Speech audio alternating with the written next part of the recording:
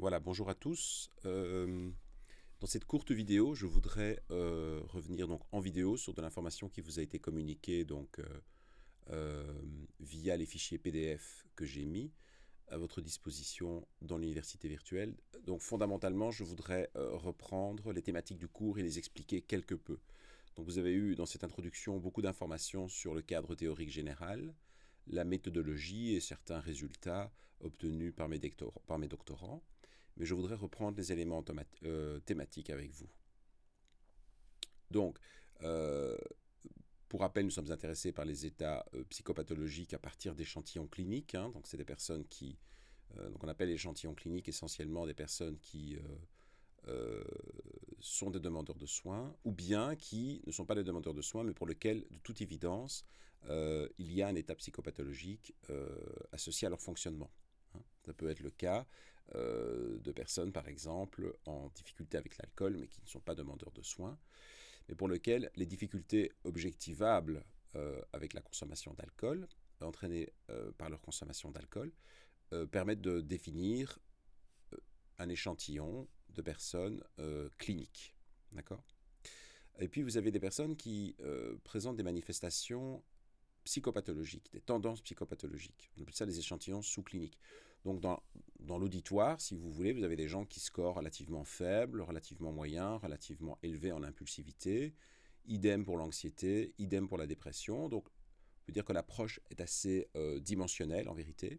Idem pour les troubles de pensée, certainement des gens qui ont des pensées bizarres quand ils sont en situation d'anxiété ou en situation d'inquiétude majeure. Certaines personnes ont plutôt tendance à se replier sur eux-mêmes en situation difficile, alors que d'autres, au contraire, sont plutôt extravertis et présentent une symptomatologie différente. Certaines personnes ont plutôt tendance à consommer quand ils se sentent mis en difficulté. Donc le critère en fait de la tendance psychopathologique, pour faire simple, c'est que lorsque vous vivez une expérience difficile, douloureuse sur un plan personnel, un échec, une diminution de l'estime que vous vous portez, les gens fonctionnent, si vous voulez, dans des quantités modérées, selon des dimensions d'impulsivité, d'anxiété, de dépression, de troubles de la pensée, de repli social, ou bien d'action compulsive. C'est tout ce que, quand on va pas bien, sans le savoir, en fait, on choisit une sorte de profil dans ces différentes dimensions. Et donc, c'est défini non pas des états psychopathologiques, dans le sens où ils ne sont pas spécialement durables et ne sont pas non plus gravissimes. Donc, la sévérité n'est pas un critère particulièrement relevant pour définir des tendances psychopathologiques, à l'inverse des états psychopathologiques pour lesquels on peut dire qu'on est dans l'extrême, donc score à l'extrême de sévérité, si vous voulez, sur ces dimensions. Le but, c'est évidemment de croiser les informations venant des échantillons cliniques avec des échantillons subcliniques. Donc c'est le cas par exemple d'études que nous menons sur le thème de l'alcoolisme. Vous avez des populations qui sont des demandeurs de soins vraiment, je dirais, gravement en difficulté avec leur consommation d'alcool. Puis vous avez ce qu'on appelle les heavy drinkers, donc les consommateurs lourds, enfin, qui ne présentent pas, en tout cas sur le plan strictement de leur consommation, le profil typique des personnes ayant perdu totalement le contrôle. Et puis vous avez light drinkers, c'est-à-dire des personnes qui présentent absolument aucune difficulté. Donc ainsi, on a une information beaucoup plus utile que simplement considérer un groupe pathologique contre un groupe non pathologique. On a des groupes intermédiaires et on peut évidemment aussi utiliser des variables continues et faire des analyses donc, sur des variables continues, ce qui nous donne encore plus d'informations. Donc voilà, donc, le but c'est cela, c'est de croiser les informations provenant de différents types de méthodologies et de différents types de groupes. Alors, comme je vous l'ai dit, nous allons aborder la question des addictions, toutes les addictions, sans rien se refuser, j'ai envie de dire. Alors, quand on aborde la question de l'addiction, évidemment, on aborde essentiellement la question du point de vue comportemental. Donc, ce qui définit une addiction, c'est le comportement des gens, de manière générale. On ne parvient pas, malgré tous les efforts qui ont été consentis ces 30 dernières années, on ne parvient pas à estimer la difficulté d'une personne dans le spectre addictif à partir d'un marqueur biologique. en vérité à partir d'un marqueur autre que le marqueur comportemental. Extrêmement difficile. Ou l'impact de ce marqueur comportemental sur l'entourage. Nous allons relativement prédire qu'une personne souffre d'addiction si son entourage dit qu'il y a une série de symptômes que l'on retrouve. Donc l'expression, si vous voulez, de l'addiction, c'est le comportement tel qu'on peut l'observer ou le comportement tel qu'on a pu nous le rapporter. C'est finalement le juge suprême, si vous voulez. C'est le comportement. Évidemment, ce comportement, il n'arrive pas d'un coup. Et donc, beaucoup de travaux se sont penchés sur la question de qu'est-ce qui le prépare, ce comportement. Et donc, il y a une tradition, si vous voulez, qui consiste à aller voir un peu comment le cerveau fonctionne avant que le comportement ne soit présent. Je pense que c'est le sens de l'approche neuroscientifique en psychopathologie. De pouvoir estimer le risque qu'un éventuel comportement, qu'un pattern de comportement, une constellation, si vous voulez, de conduite, arrive. Donc ça, c'est une des possibilités. Ce n'est pas ce que vous avez ici dans cette diapositive, où vous voyez donc le cerveau, enfin une image de cerveau, une image de l'activité cérébrale d'une personne, enfin, ou d'un groupe de personnes dépendantes à la cocaïne, d'une part, et d'autre part, non dépendante à la cocaïne. Et ce que vous voyez essentiellement, vous voyez une luminescence relativement forte dans la région préfrontale, ce qu'on appelle le cortex orbito-frontal chez les contrôles. Et vous voyez que cette luminescence, cette luminosité, qui indique un niveau d'activité, un niveau d'efficience cérébrale, dans des régions qui sont très impliquées, notamment dans le contrôle des actions.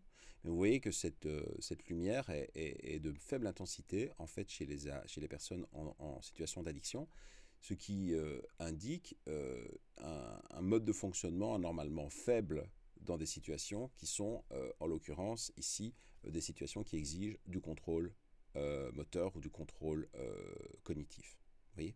Donc, c'est des informations relativement intéressantes. Maintenant, évidemment, cette étude ne nous indique pas si l'hypoperfusion ou l'hypofonctionnement, si vous voulez, du cortex orbitofrontal est un prédicteur d'un éventuel comportement, parce que, en l'occurrence ici, les personnes en situation d'addiction ont déjà le comportement.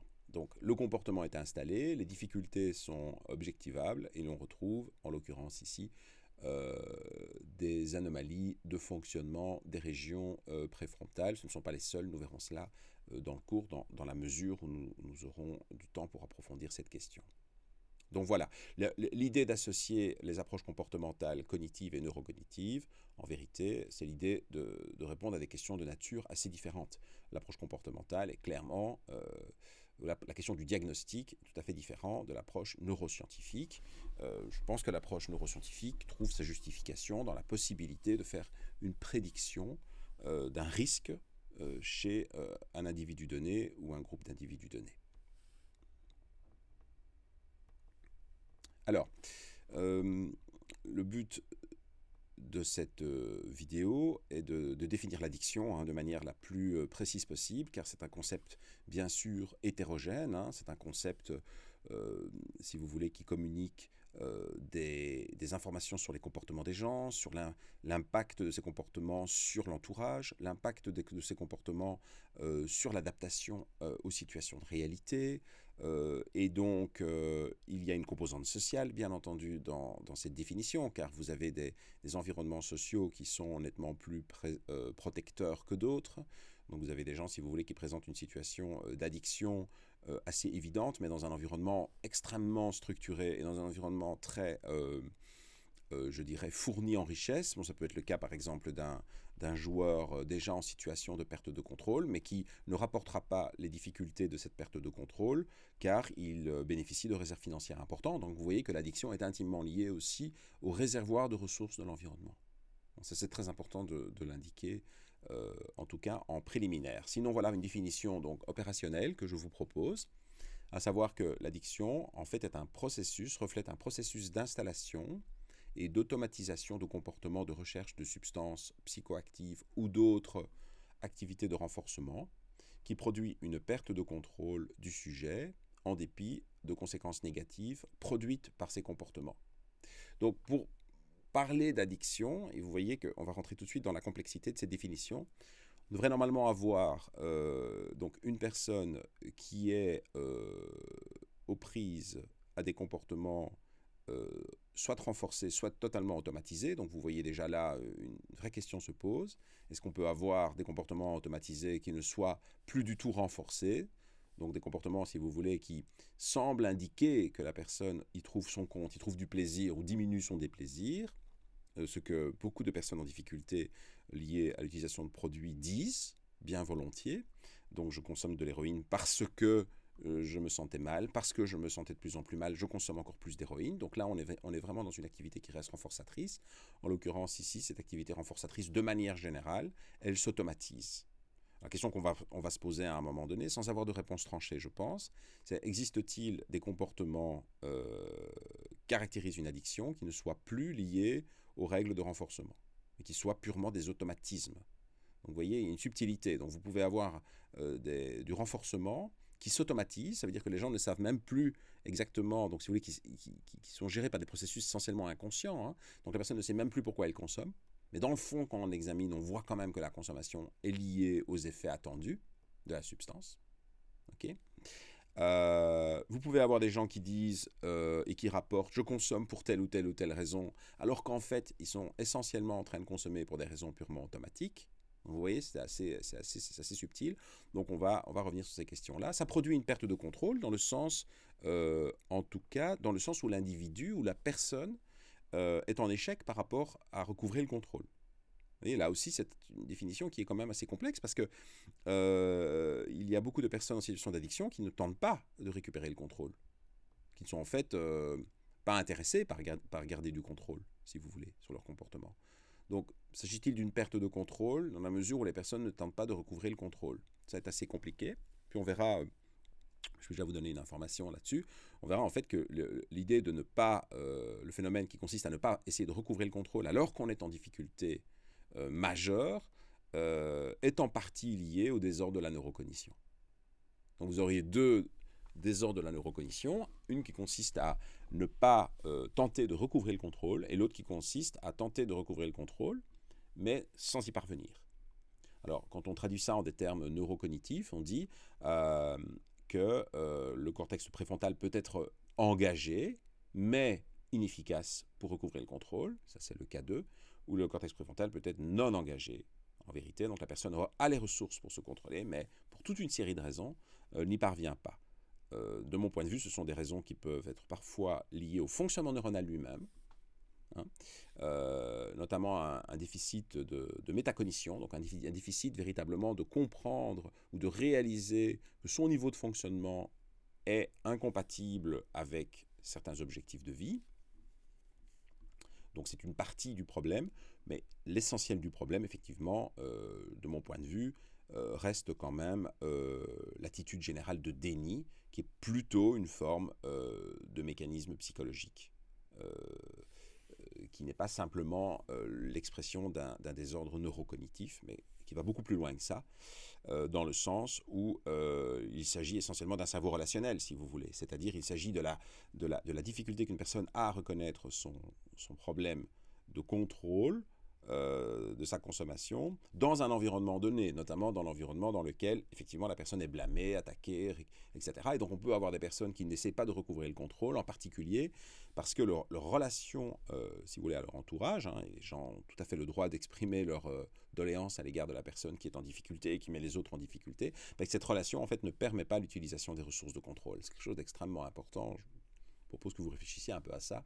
C'est extrêmement important parce que ça veut dire que probablement les méthodes cliniques seront des méthodes qui seront à la fois utiles pour favoriser le désir de contrôle chez la personne, et ça elles sont assez nombreuses en la matière, mais aussi des méthodes qui permettent chez ceux qui ne parviendraient pas à recouvrer le contrôle en dépit de la volonté de le retrouver, d'y parvenir davantage.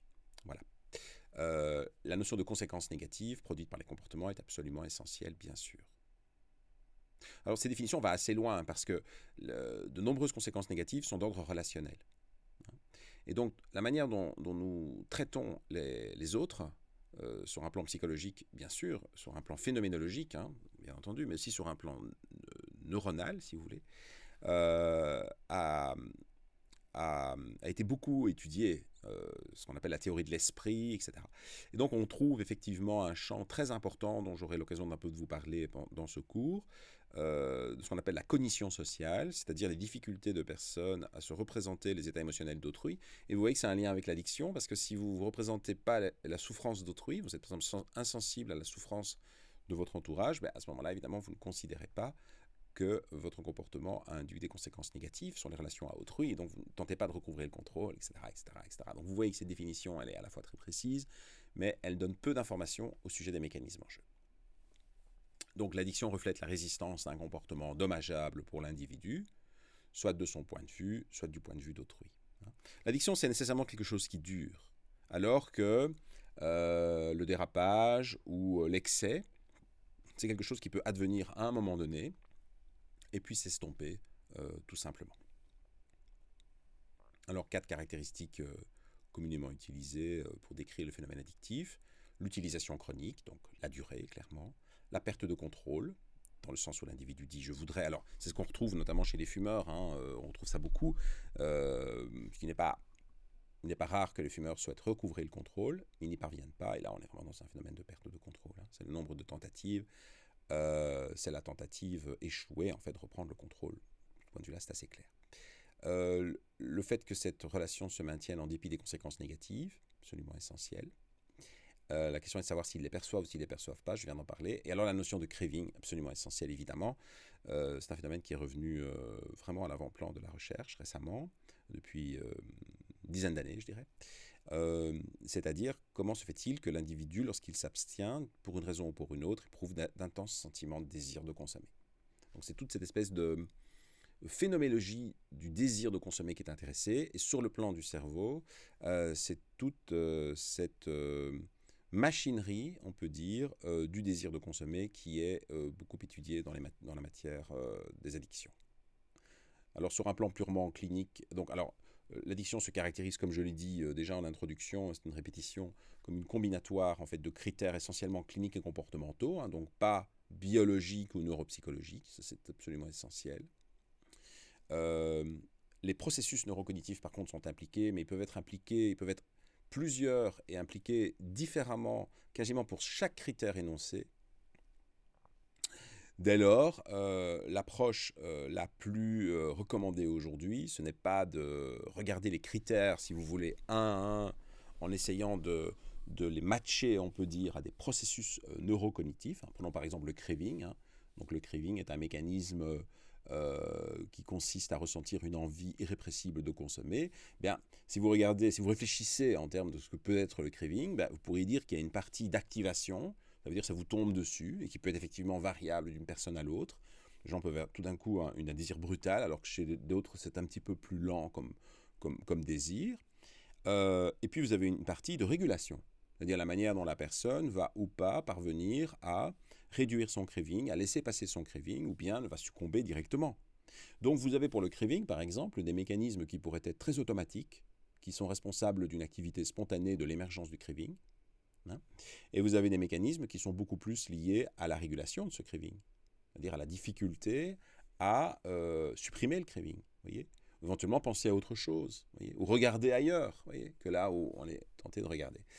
Donc vous voyez que pour ce critère craving, vous avez des explications processuelles fort différentes. Alors imaginez que vous travaillez ensuite sur les mécanismes spontanés, nous allons le faire, ou sur les mécanismes de régulation en regardant les liens avec le fonctionnement cérébral, et vous avez là une multitude de possibilités pour le critère craving. Et il en va de même pour quasi tous les critères, raison pour laquelle l'approche dite transdiagnostique et, comment dirais-je, dimensionnelle s'avère nettement plus utile. Enfin, néanmoins, dans ce cours, il est quand même utile de reprendre les modes de classification internationaux,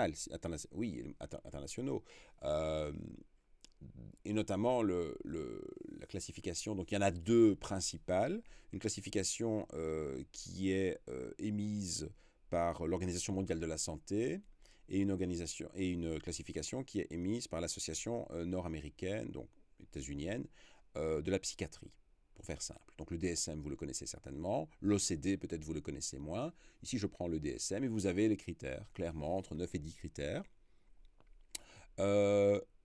On doit, et on le fait pas toujours, mais exclure avant de parler, par exemple, d'une dépendance au jeu ou d'un excès sévère de jeu, hein, parce que c'est comme ça que c'est présenté. Donc sur 9 critères, exclure un épisode maniaque, hein, donc, qui est en fait un trouble psychiatrique beaucoup plus large, si vous voulez, que la pratique ludique elle-même. Enfin, vous avez les critères là, donc la personne poursuit son comportement alors même qu'il y a des conséquences négatives qui apparaissent.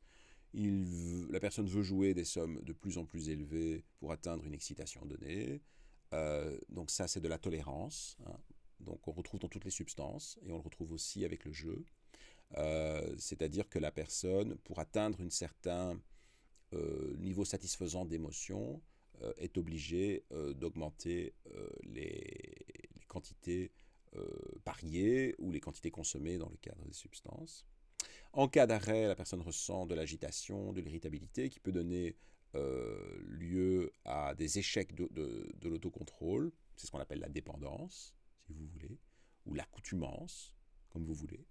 La perte de contrôle, ce sont des efforts infructueux pour contrôler ou diminuer. Alors, donc évidemment, cliniquement, on ne sait jamais si la personne a fait des efforts ou n'en a pas fait, ou a dit en avoir fait sans en avoir fait. Donc, c'est déjà un critère extrêmement ambigu. En fait, je trouve que ces critères sont extrêmement ambigus, même s'ils sont mondialement reconnus comme utiles. Je pense qu'ils sont utiles sur un plan clinique, ils sont assez peu utiles sur un plan consistant à comprendre les mécanismes et donc possiblement y agir sur ces mécanismes psychologiques et cognitifs et neurocognitifs.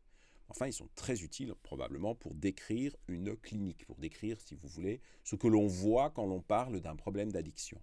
Et tenter de faire en sorte que les personnes de pays différents, de lieux différents en tout cas, se représentent les choses à peu près de la même manière. Ce qui est loin d'être le cas.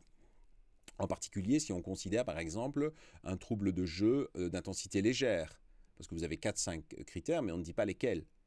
Donc si je vous parle d'une intensité légère, je vais peut-être mélanger des gens qui sont très irritables au moment où ils ne jouent pas, avec des gens qui ne sont pas irritables au moment où ils ne jouent pas. Vous voyez, donc l'hétérogénéité est quand même considérable, et elle est inscrite même dans le mode de catégorisation.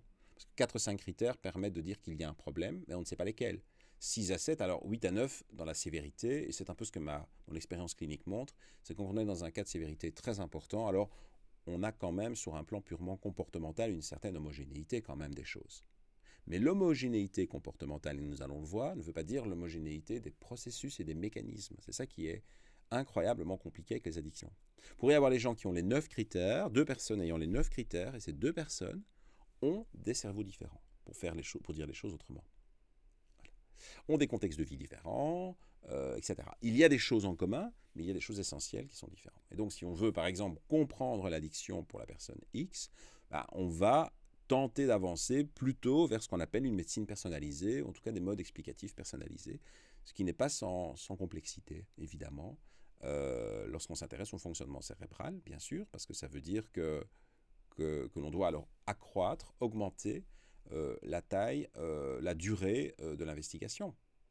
Si on veut vraiment savoir pour telle personne quel est le problème, donc on va devoir faire de la neurocognition, de l'éphémérie, de l'électroencéphalographie, du testing cognitif, enfin toutes ces choses pour chaque personne, hein, obligatoirement, alors que dans les modèles classiques, évidemment, la partie technique d'exploration, elle est évidemment moins importante. Dans les modèles cliniques classiques, là, on passe par, je dirais, une approche conversationnelle, hein, et on creuse pour essayer de définir un profil qui caractérise cette personne-là plutôt qu'un autre. Donc vous voyez bien que dès lors que l'on reconnaît qu'il y a de l'hétérogénéité, hein, entre des personnes qui ont pourtant les mêmes critères et qui ont le même niveau de sévérité, à ce moment-là, on devient très dépendant de la technique quand on suit une approche neurocognitive. Ça se discute à tous les niveaux, sur le plan de la supportabilité, je veux dire financière, mais aussi éthique. Parce que ça veut dire que les phases diagnostiques sont très, très, très, très longues.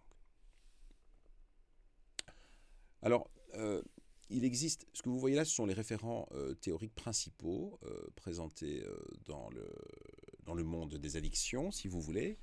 Donc, celui sur lequel je vais beaucoup me pencher avec vous euh, pendant ce cours n'est pas le modèle que j'ai proposé avec Antoine Béchara en 2013, qui est le modèle triadique, qui est un modèle un peu plus complexe que le modèle à deux voies, donc on appelle le modèle diadique. Moi, je vais surtout me concentrer sur le problème, sur le modèle diadique, parce qu'il est simple à expliquer et je dirais simple à explorer, même si les chercheurs en reconnaissent les limites. Vous voyez ? Bon.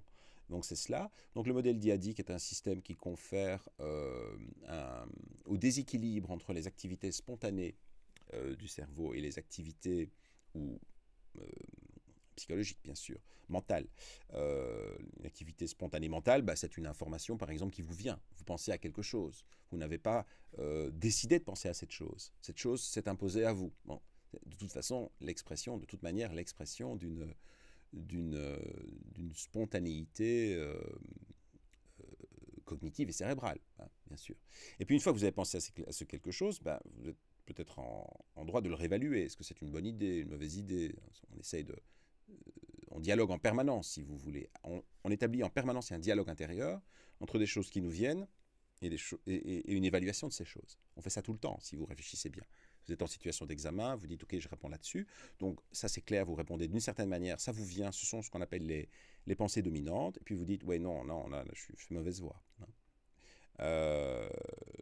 Même chose si vous jouez à un jeu vidéo, hein, je prends des exemples un peu idiots parce qu'on va parler un petit peu des jeux vidéo, mais vous vous dites ok, le problème il doit sûrement être résolu de cette manière, et puis tout après vous dites mais non, ça serait trop facile, il y a certainement un piège. Donc vous voyez ce modèle diadique, c'est un modèle en fait qui reflète un déséquilibre entre les systèmes spontanés, qui serait alors tout entièrement dévoué à l'addiction. Donc les phénomènes spontanés viendraient vraiment vous pousser à continuer l'addiction pour des raisons bien particulières, qui tiennent à différentes explications, et notamment le fait que l'information a été tellement, et la séquence a été tellement répétée que de toute façon votre cerveau a considéré, enfin votre cerveau le traite de manière préférentielle, pour faire simple. Donc le choix addict, c'est un choix qui a été tellement renforcé, tellement répété, qu'il en devient prioritaire.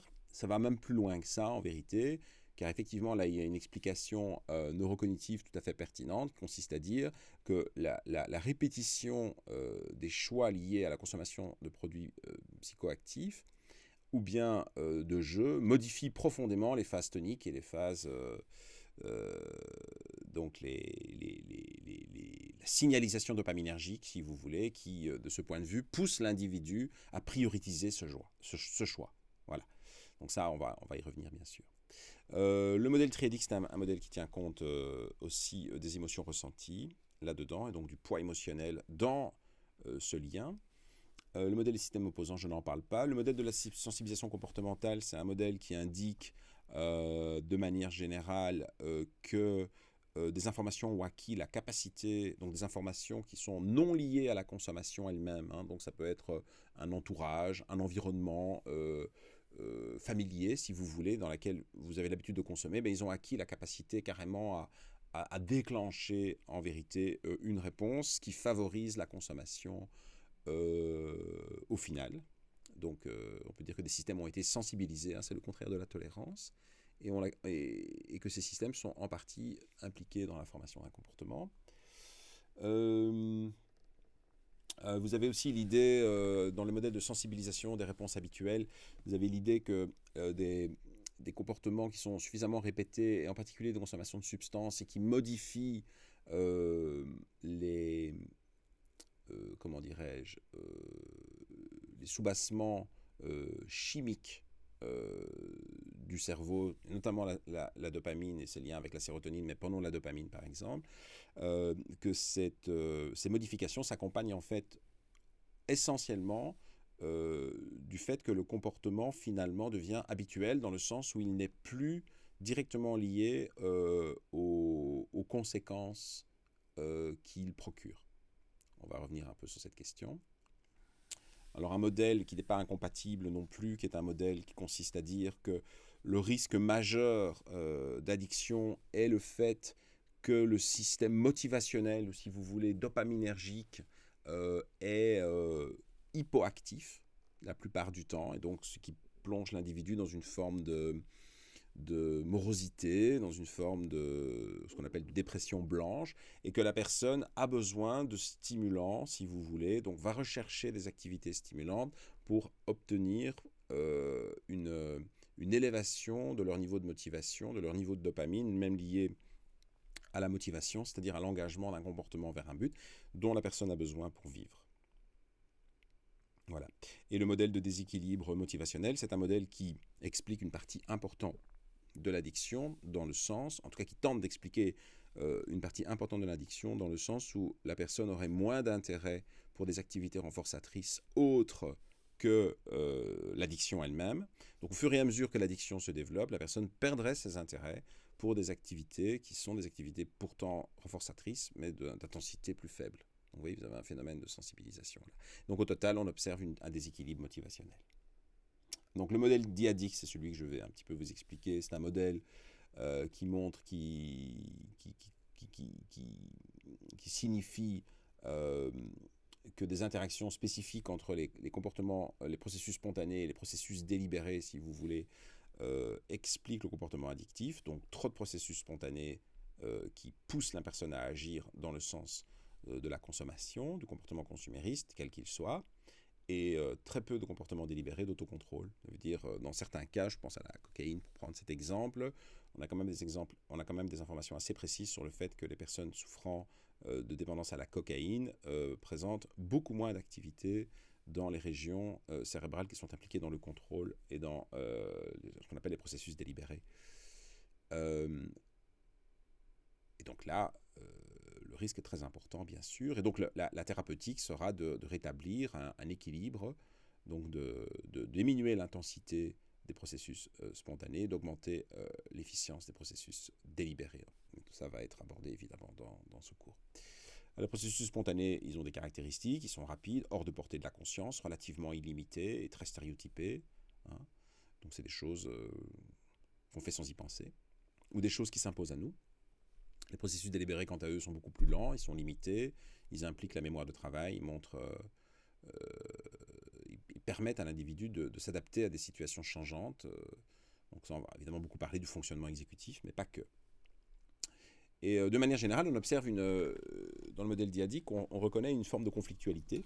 Mais d'ailleurs, je pense que la conflictualité, elle est organique, si vous voulez, quasi. Hein. Elle est endémique à l'espèce humaine, à l'espèce vivante, aux espèces vivantes, de manière générale, mais les humains n'échappent pas à cela. C'est-à-dire que ce qui se produit à court terme a plus d'impact que ce qui se produit à long terme, de manière générale, dans la prise de décision, dans le niveau d'engagement, dans les efforts à consentir, dans tout cela. Et donc cette conflictualité du court terme et du long terme, on peut dire, reflète le mode dynamique dans le sens où les activités spontanées, lorsqu'elles sont assez peu protectrices pour l'individu, on peut revenir là-dessus, on peut dire que quand on a développé des activités spontanées utiles pour l'individu, notamment par l'éducation, par l'effort, enfin toutes ces choses, eh bien à ce moment-là, on est sans le savoir guidé vers des objectifs à long terme d'un certain point de vue. Mais enfin, pour beaucoup de personnes, les processus spontanés, en tout cas c'est le cas pour des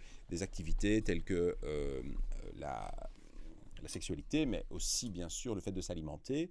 Donc notre cerveau nous pousse à faire des choses qui ont une grande valeur court-termiste et nous dissuade plutôt de faire des choses, en tout cas en comparaison à cette valeur court-termiste, qui ont une valeur, quant à elles, long-termiste.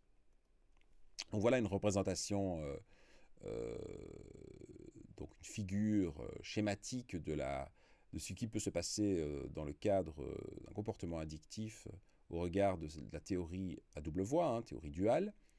Donc vous avez des informations qui se rapportent à la consommation, mais qui ne sont pas directement la consommation. Hein. Donc ça peut être simplement l'entourage ou simplement la vue d'une opportunité à consommer. Ça peut être la vue d'une seringue, ça peut être la vue d'un ami qui consomme, enfin des choses comme ça, et qui engagent alors des processus automatiques qui poussent l'individu à agir, ce qu'on appelle le système impulsif, si vous voulez, d'un certain point de vue.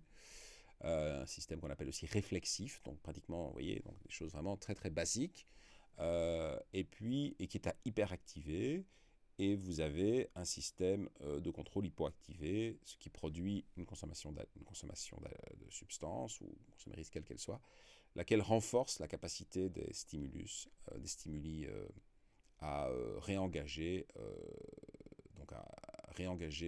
les systèmes automatiques sur un mode hyperactif et diminuer les, les systèmes de contrôle sous un mode hypoactif. Voilà, donc ça c'est un peu l'idée. Ok, nous allons discuter une série de processus spontanés, donc ça c'est on va aborder donc un cours entier sur le processus spontané, un cours entier sur les processus délibérés, donc ça on va pouvoir rentrer ça dans le détail. Donc là, si vous voulez, on a un petit peu regardé ce qu'il y a dans la boîte, hein, donc je vais juste parler des processus spontanés, des processus délibérés. Là, les processus spontanés, il y en a beaucoup, hein, regardez déjà, vous avez des tendances d'action, hein, donc la manière dont vous allez vous plus facilement vous engager dans une action motrice. Vous avez aussi en lien avec notamment la motivation, bien entendu. Vous avez aussi des aspects qui sont stockés en mémoire procédurale, hein, donc des routines surapprises qui vont être plus faciles à utiliser. Vous avez des associations en mémoire qui sont essentielles. Et puis vous avez quelque chose de... Je vais très peu aborder les associations en mémoire parce que c'est un sujet qui nous amène beaucoup plus loin que ce que ce cours voudrait aller. Mais vous avez aussi, et là surtout, les biais d'attention, hein, c'est-à-dire la manière dont votre attention va être attirée par une information plutôt qu'à une autre. Donc tout ça fait partie du système spontané de fonctionnement. Et puis on confère aux fonctions liées à la mémoire de travail une capacité de modifier le signal, en fait, l'intensité du signal des activités spontanées. Voilà, donc pour finir, les actions addictives sont donc sous-tendues par des désordres cognitifs qui reflètent un déséquilibre entre le traitement automatique spontané exacerbé, donc hyperactif, impliqué dans le désir de consommer et dans l'action de consommer, et un comportement non automatique, celui-là délibéré, affaibli, pour toute une série de raisons. Il peut être en partie affaibli par les activités spontanées, donc de ce point de vue-là, il n'y a pas d'indépendance. À mon avis, il y en a assez peu, mais il peut être affaibli aussi pour des raisons autres, notamment la neurotoxicité de la substance, par exemple, à discuter. Ou bien affaibli avant même que l'individu ait été au contact avec la substance, pour des raisons qui sont liées à son neurodéveloppement, à sa maturité développementale, cérébrale développementale. Donc là, on a des facteurs de risque qui sont bien connus aujourd'hui. On va aborder tout ça aussi. Enfin, pas tout aborder, mais on va en tout cas passer en revue ces différents facteurs. L'activité automatique est exacerbée dans beaucoup de domaines, hein, les systèmes d'action, l'attention, la mémoire. Donc on ne cesse de découvrir des nouvelles formes d'activité automatique. Les systèmes cognitifs affaiblis sont liés à la mémoire de travail, à l'inhibition, à la flexibilité mentale, à la capacité à voyager mentalement dans le temps, à la métacognition. Donc vous voyez, hein, tous ces mécanismes qui requièrent de l'attention, ce qu'on appelle l'attention antérieure, les systèmes antérieurs d'attention, c'est-à-dire une attention qui est très consommatrice d'énergie et concomitant à l'expérience de conscience, à l'expérience qu'on a d'avoir de l'attention. Hein, parce qu'on peut évidemment avoir de l'attention sans savoir qu'on a de l'attention, ce qu'on appelle les systèmes postérieurs d'attention.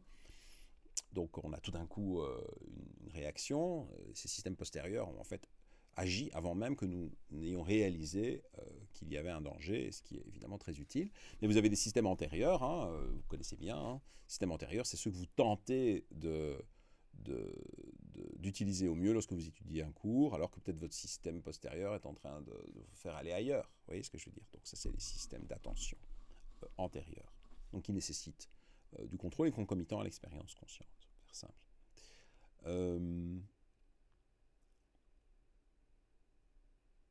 Oui. Oui, alors, mon hypothèse personnelle, si vous voulez, là-dedans, c'est que les addictions sont le reflet d'une double détermination, hein, au sens large. Une première détermination qui est celle de la fonctionnalité. Donc, de manière générale, je pense que pour une grande part, les comportements d'addiction restent hautement fonctionnels. Ça veut dire qu'ils occasionnent d'incroyables difficultés de vie et en même temps, ils procurent une réponse à d'autres difficultés. Donc là, je me positionne assez bien, si vous voulez, dans la lignée clinique classique de tous les modèles cliniques, tous les modèles, systémiques, psychodynamiques, TCC, tout ce que vous voulez. Pour n'importe quel modèle, il y a toujours un modèle qui consiste à penser que le comportement a son utilité en soi. Aussi dysfonctionnel qu'il soit au regard de certains critères, sur d'autres critères, il a une certaine utilité. Bon. Donc ça, je pense que c'est vrai. Donc de ce point de vue, je pense qu'on est dans une psychologie, et je dirais presque une neurophysiologie assez classique des mécanismes d'apprentissage par renforcement. Voilà. Mais je reconnais également qu'à la mesure de la répétition du comportement, ils peuvent perdre de cette détermination-là. Ça veut dire que le comportement n'est pas simplement le reflet du traitement d'une conséquence attendue, mais que le comportement peut simplement fonctionner par, je dirais, c'est un peu comme si vous preniez une voiture qui part à toute allure sur l'autoroute et vous avez une direction et donc vous dites, ok, cette voiture va dans cette direction-là parce que le chauffeur veut se diriger sur Bruxelles ou veut se diriger sur Paris. Donc vous voyez ça et vous donnez donc une intention à la voiture et donc au chauffeur évidemment.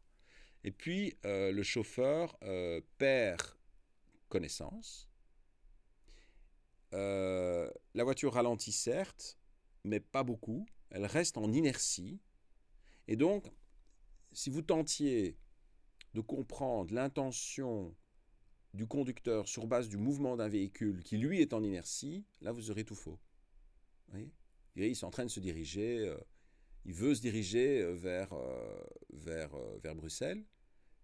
Vous baseriez essentiellement sur le fait que la voiture est en mouvement, alors qu'en fait, le conducteur a perdu contrôle, a perdu connaissance.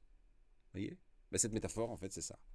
C'est qu'il y aurait une part du comportement qui est liée à, je dirais, autre chose que la subjectivité de la personne. C'est quand même très important comme hypothèse, parce que si c'était le cas, ben, des approches purement dites fonctionnelles, donc remplacer le comportement par un comportement plus fonctionnel, etc., ben, montrer leurs limites, évidemment, par définition. Parce que le comportement n'est pas uniquement maintenu du fait de cette fonctionnalité. Vous voyez, on aura l'occasion de revenir là-dessus.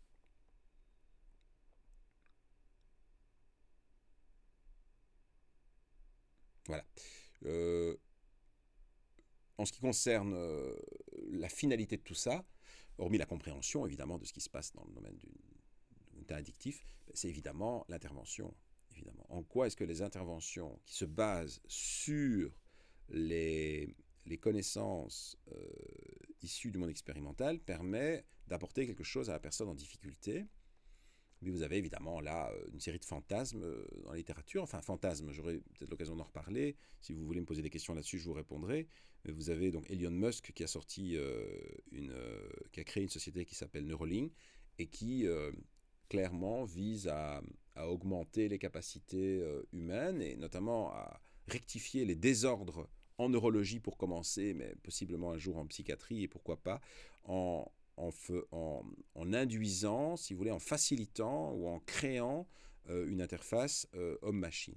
Voyez. Alors évidemment, on en est loin et les questions éthiques directement liées à ce genre d'intervention qui rendrait, par exemple, certaines personnes supérieures à d'autres, tout simplement parce qu'ils ont les moyens financiers de s'acheter une pile ou s'acheter un stimulateur, un implant stimulateur, etc., se posent évidemment, mais enfin, elles ne se posent pas pour l'instant. Là, pour l'instant, on se contente d'utiliser des machines, effectivement, à base de stimulation électrique ou électromagnétique, etc., enfin, qui ont des actions relativement restreintes. Enfin, voilà. C'est en cours. Donc la fameuse neurostimulation. Ah ben voilà, j'avais mis le visage d'Elon Musk, ben vous l'avez là. Donc lui, il est content, effectivement, à l'idée que le fonctionnement cérébral peut être profondément modifié grâce à des stimulateurs extrêmement sophistiqués, un vrai travail d'engineering. Je vous inviterai à consulter l'une de ces vidéos qui montre les premiers résultats d'enregistrement en ligne chez le porc. Bon, voilà. Soit qui n'a pas été implanté, soit qui a été implanté et qui a toujours l'implant, soit qui ne l'a plus, qui on a retiré l'implant et pour lequel on montre qu'en fait le comportement reste normal. Enfin, donc tout ça est matière de science-fiction malgré tout. alimente l'imaginaire collectif depuis déjà un paquet de monde, donc le fameux image du cyborg. Et on est loin de ça, évidemment. Alors ça, c'est toute la partie de ce qu'on appelle la gamification des interventions cliniques. Donc on attend beaucoup de ça. C'est-à-dire l'idée que j'ai pas choisi par hasard Tetrix et j'ai pas choisi par hasard un téléphone portable, bon certes ancienne génération, mais quand même un peu un téléphone portable, ou évidemment la manette, je crois que c'est la Xbox là, oui c'est la Xbox, parce que effectivement c'est beaucoup utilisé pour tenter de réduire les phénomènes psychopathologiques, notamment dans le stress post-traumatique. Donc, de nouveau, ce n'est pas un cours de 60 heures, parce qu'on pourrait aller très loin dans tout cela. Vous pensez bien que la littérature est absolument monstrueuse. Enfin, on utilise par exemple Tetrix pour permettre aux personnes qui viennent de vivre un moment traumatique de réduire. Donc, l'utilisation de Tetrix à des moments bien particuliers permettrait de réduire la survenue de rumination. Voyez, donc c'est la caractéristique principale du stress post-traumatique, c'est que les gens vivent un moment difficile, mais ça, c'est pas en soi post-traumatique, c'est traumatique si vous voulez, ou très désagréable, mais qu'ensuite ils ne parviennent plus à échapper à la scène traumatique. Donc elle revient en permanence. Voilà.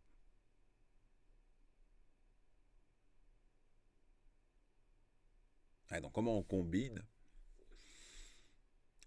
ça et donc, oui, alors dans les approches qui sont celles-là, il y a aussi eu, donc quand on s'intéresse par exemple au fonctionnement du cerveau, à ce qui ne va pas, etc., bah, on se donne tous les moyens, si vous voulez, pour tenter de restaurer une certaine forme de fonctionnement cérébral optimal. Ces moyens, ça peut être le divan, donc vous avez des tas d'études qui montrent que les interventions cliniques et psychodynamiques modifient le fonctionnement du cerveau dans un sens attendu, la méditation, bien entendu, la pleine conscience, je ne sais pas si vous avez entendu parler de tout ça, le MDR, etc. Donc, à la limite, enfin, tout à fait normalement, nous ne refusons rien qui marche. En disant, mais si dans le fond, votre intervention marche, même si elle n'est pas d'inspiration neuroscientifique ou expérimentale, ben nous, on va s'y intéresser. D'ailleurs, c'est ce qu'on fait en demandant à nos chercheurs qui font des protocoles cliniques de se former à des techniques psychologiques, comme par exemple la thérapie par pleine conscience, ou donc l'intervention pleine conscience, ou bien donc mindfulness, ou bien la relaxation, par exemple. Alors évidemment, on veut des interventions qui soient les plus protocolisables possibles, vous voyez, donc qui soient le plus standardisables possible, parce que nous avons notre méthodologie dont j'ai parlé précédemment. Voilà, j'en ai fini pour aujourd'hui, donc vous avez les thématiques maintenant, et à bientôt.